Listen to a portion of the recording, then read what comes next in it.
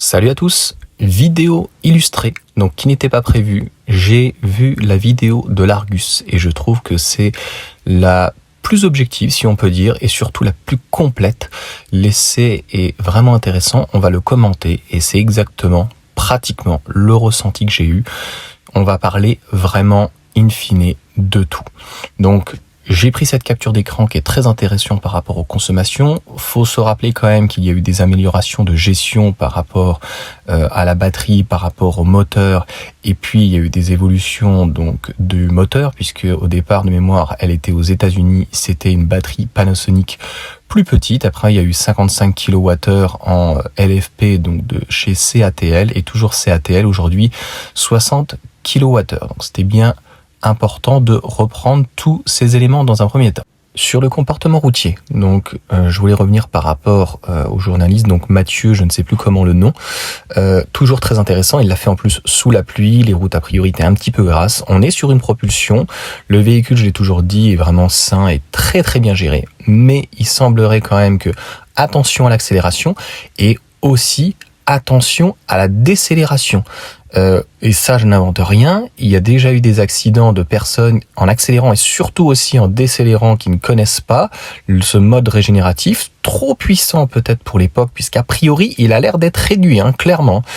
On a eu des gens sur l'autoroute, grosse pluie d'ailleurs comme nous avons eu avec ma femme hier ou avant-hier, je crois. Les gens, par peur, freinent, lâchent l'accélérateur et là, c'est le drame. Parce que tu peux vraiment faire de l'aquaplaning, et autant je suis tout à fait d'accord avec lui, l'avantage d'une propulsion, c'est que tu as les roues motrices arrière, et donc directrice, on va dire, à l'avant, donc ça permet, tu n'es pas trop pénalisé, on va dire, dans ce genre de moment, mais alors là, je peux te dire que c'est une savonnette, c'est-à-dire que tu perds la direction à l'avant, et tu es en totale glissade, pas loin du tout droit. Donc je l'ai senti notamment une fois sur Chaland où j'ai lâché un petit peu trop fort le régénératif et il me l'a pas indiqué, mais l'ABS, je pense, l'ESP pardon, c'est un petit peu déclenché. Ça se traduit par des petits freinages, 2-3 petits freinages qu'il y a eu comme ça. Je voulais revenir quand même sur les jantes en 18 en propulsion, puisque lors de mon essai, elle était à l'intérieur, mais je les ai pas filmées dans ce détail-là. Je trouve qu'elles sont vraiment très jolies, ça lui va très bien. Et la long range que j'avais filmée donc pendant la présentation, c'était du 19 pouces pour le coup, donc différente. Mais là, je trouve que les 18 pouces sont vraiment très belles, ça lui va très bien. Alors je reparle vraiment 3 secondes des clignotants, et il l'a fait, et à partir du moment en fait où tu es dans un rond-point un peu court, c'est compliqué. Pareil, tu me rediras ce que t'en penses, qu'on aime ou qu'on n'aime pas, avec ses améliorations et ses inconvénients. Petite nouveauté, je ne sais pas si tu l'avais vu, donc je t'avais appuyé sur les boutons notamment donc sur les tactiles, mais j'avais pas réveillé donc cette commande qui est en sommeil, c'est-à-dire que si l'écran ne fonctionne plus, tu as des boutons de secours. Et en fait, dis-moi ce que t'en penses. C'est là que je me dis que les clignotants, ce n'est pas une question finalement de tarif, puisque ils sont quand même présents dans l'habitacle. Donc il y a une réelle volonté, j'ai eu 1 ou 2 commentaires dans ce sens, de faire la voiture autonome, de supprimer à terme le volant, d'avoir des robots taxis, et voilà, moi je suis pas partisan, et finalement d'avoir mis sur cette partie-là les commandes manuelles, si on peut dire. Je sais pas si les autres sont passés à côté, mais moi j'y suis passé à côté, et c'est pour ça que je voulais te l'apporter. Au final, c'est cette partie qui m'intéressait fortement, c'est-à-dire la consommation. Ils ont fait 141 km, donc un petit peu de pluie en région parisienne, 50, 70, 80, 90.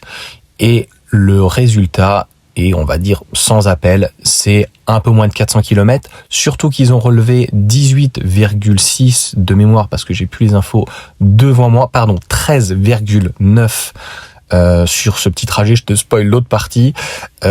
Si ça a été relevé à l'ordinateur, à l'ODB, il faut rajouter 2 kW parce que il ne prend pas, je l'ai déjà dit, les arrêts, et encore moins le chauffage, et encore moins un éventuellement chauffage, préconditionnement ou quoi que ce soit. Donc, je trouve qu'on est exactement similaire à l'ancienne, à vraiment, c'est chipoté. La seconde partie a été faite, donc je pense que c'était un aller-retour, 118 km, 130 km/h. Là, c'est vraiment intéressant. J'ai dû, il n'y a pas d'autre mot, bannir une personne. Des fois, je trouve que même je suis trop gentil. Des commentaires, il n'y a pas d'autre mot, d'un idiot qui se reconnaîtra et qui ne peut plus écrire ou juste à lui, qui m'annonce 410 km à 120 km/h. J'ai vu la vidéo et c'était pas du tout ça. Et au final, ils ont fait donc du 18,4. Il faut rajouter pratiquement 2 kW. Donc t'es pas loin des 20 kW du 100 km. C'est très bien. Mais en gros, tu vas tourner aux alentours des 300 km. Ça n'a rien de révolutionnaire. On ne prend pas les plus ou moins 10% annoncés. Il n'y a rien, encore une fois, de révolutionnaire. Je t'ai pris aussi la courbe de charge, qui était très intéressante. C'est-à-dire que ils se sont pas branchés à un Tesla. Donc, obligatoirement, ils n'ont pas préconditionné la batterie. Et c'est ce qu'ils ont constaté donc sur la Model 3 sans préconditionnement. Et ils avaient essayé, je crois, la semaine d'avant, le Model Y, donc avec une différence de chimie, toujours LFP, mais façon BYD. Et là, c'est très très intéressant. On voit et on le savait donc la différence.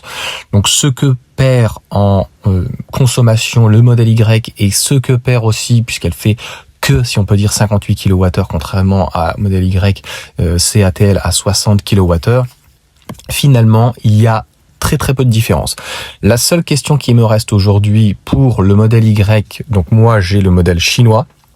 Si une personne habite en Île-de-France ou en Vendée, qu'on puisse se rencontrer, qu'on puisse éventuellement faire une vidéo, s'il y a un changement au moins de comportement, on sait qu'il y a des 320 chevaux dits licornes. Je dis pas que ça m'intéresse pas, mais l'accélération va être compliquée à juger, surtout, comme je te l'ai dit, qui est très certainement bridé de 0 à 50 avec Tesla. C'est compliqué d'avoir ce type d'information. Ils ne communiquent sur pratiquement rien, mais sur le comportement routier, du fait d'avoir un châssis structurel, est-ce que ça change? On sait que ça change au niveau du poids, malgré que la batterie soit un peu plus moins puissante, nette, eh bien le poids est un petit peu plus important. Donc les batteries Blade de chez BYD a priori sont plus sécurisées avec leur type de lame, mais ça va pas jouer, je pense, sur le comportement, le poids, mais encore une fois, est-ce qu'une batterie structurelle, le but c'est que la batterie soit vraiment dans la structure et non en sus, en plus. Donc est-ce que ça joue sur le comportement? Est-ce que ça joue sur le train arrière surtout? Voilà, dites-moi si il y a une personne éventuellement qui serait intéressée pour faire une vidéo ensemble. Pour conclure, je t'invite à aller voir donc ma vidéo d'essai. J'ai fait une présentation, j'ai fait pas mal de vidéos donc sur l'autonomie, etc. Là, le bilan, la conclusion, le décryptage, l'analyse, tout y est.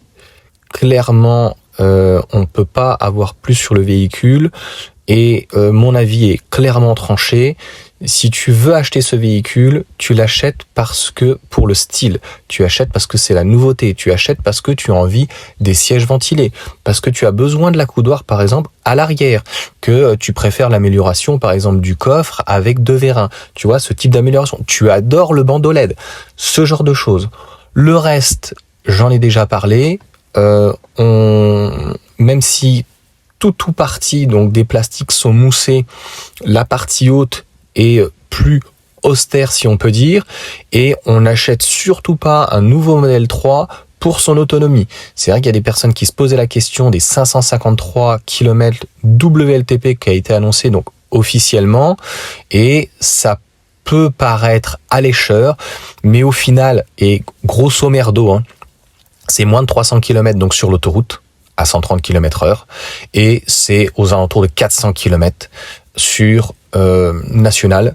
Je tiens à dire, c'est pratiquement ce que je fais avec mon modèle Y, c'est-à-dire que lorsque je vais en Vendée, je fais, on va dire, entre 380 et 420 kilomètres avec une moyenne, c'est que de la nationale 90, il y a des villages, c'est à peu près donc 6 heures pour 440 km, 5h30 parfois. On met plus puisqu'on recharge, mais surtout on met plus parce qu'on s'arrête donc pour manger. Donc en fait, on profite de ce moment pour manger. Et sur autoroute, pour l'avoir fait plusieurs fois, être parti dans le sud, etc., c'est la batterie qui décide. Ça dépend en fait, t'as intérêt quand il fait frais à préchauffer la batterie avant, etc., parce que tu peux vite un petit peu être dépassé, surpris si on peut dire. On va faire 220 vraiment minimum, plutôt 240, 250. Mais alors de 0 à 100, c'est quelque chose qu'on ne fait pas. C'est assez compliqué d'arriver à 5 ou 0% encore plus sur un chargeur CCS ou un superchargeur. Enfin, tu comprends l'idée. Et clairement, max que j'aurais pu faire, donc c'était Sainte-Maxime. Je me suis arrêté environ d'Avignon. Et donc j'avais pas eu de préconditionnement avant pour chauffer la batterie. Il faisait 25 degrés, la voiture dedans il faisait 30-32. Elle était vraiment parfaite. Et on a pu faire peu plus de 270, 300, 10 à 15 km maximum donc de petites routes, tu vois. Donc on n'a pas eu besoin de taper, si on peut dire, dans la batterie et non dans le moteur. Et après, donc, c'est Puget, Fréjus pour ceux qui connaissent, et c'est que de l'autoroute. Il y a une partie quand même de 110, c'est ça qui expliquerait aussi cela. Il y a une grosse différence entre le 110 et le 130. Je reviendrai très certainement sur une vidéo là-dessus. J'espère que ça vous aura plu. Donc, c'est vraiment une conclusion, la fin de l'analyse, et ça plie vraiment tous les éléments, donc tout ce que j'avais pu pressentir. N'hésite pas à mettre des commentaires, vous en mettez beaucoup, et puis un pouce, ça permet donc de référencer la vidéo et surtout de se faire connaître, parce qu'il y a plein de personnes qui connaissent pas les différentes vidéos que j'ai pu faire. Je vous souhaite une bonne journée et puis à très vite.